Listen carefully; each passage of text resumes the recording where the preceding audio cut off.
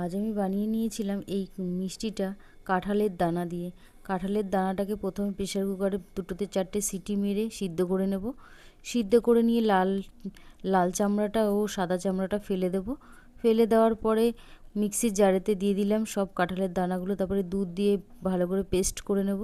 পেস্টটাকে রেখে দিয়ে তারপরে কড়াই গরম করে তার মধ্যে ঘি দিয়ে 3 চামচের মতো সুজি দিয়েছি। সুজিটাকে একটু নেড়ে নিয়ে কাঁচা গন্ধটা চলে যাওয়ার পরে দিয়েছি ওই কাঁঠালের দানা বাটাটা দিয়ে ভালো করে নাড়িয়ে চাড়িয়ে শুকনো করে নামিয়ে নিয়েছি।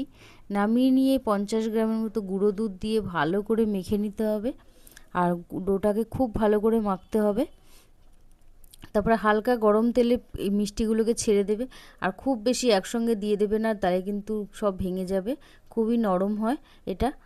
তারপরে আমি সসপ্যানের মধ্যে চিনি গরম মানে জল আর চিনি সমান সমান দিয়ে ফুটিয়ে নিলাম একটু এলাচ দিয়ে। ফুটিয়ে নেওয়ার পরে ভেজে নেওয়া মিষ্টিগুলো আমি দিয়ে দিলাম, আর এগুলো কিন্তু 4-5 মিনিটের মধ্যেই ভিজে যায়। খুব নরম তুলতুলে হয়, একবার বানিয়ে দেখতে পারো। আমার রেসিপিগুলো তোমাদের কেমন লাগে অবশ্যই জানিও। তারপরে দেখো আমি মিষ্টিগুলোকে আমি কেটে দেখাচ্ছি, একদমই নরম হয়ে গেছে, মানে 2-4 মিনিটের মধ্যেই নরম হয়ে যায়, আর খুবই সাবধানে তুলতে হবে।